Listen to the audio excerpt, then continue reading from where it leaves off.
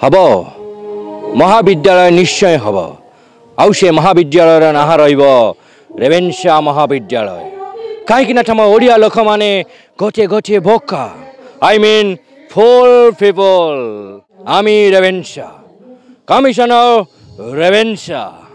नमस्कार जगन्नाथ मु प्रकाश बर्तमान इंद्रभुवन कार्यरत अच्छी।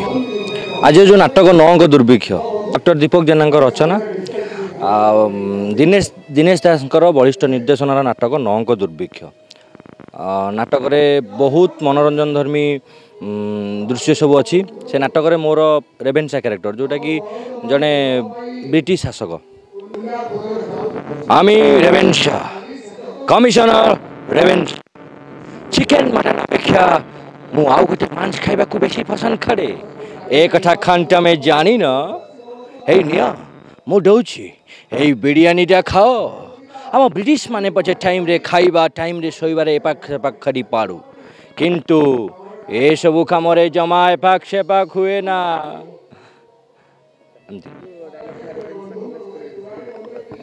अच्छा हब महाविद्यालय निश्चय हब आउ से महाविद्यालय ना रेवेन्सा महाविद्यालय कहीं तुम ओडिया लोक मैंने गोटे गोटे बोका आई मीन फुल पीपल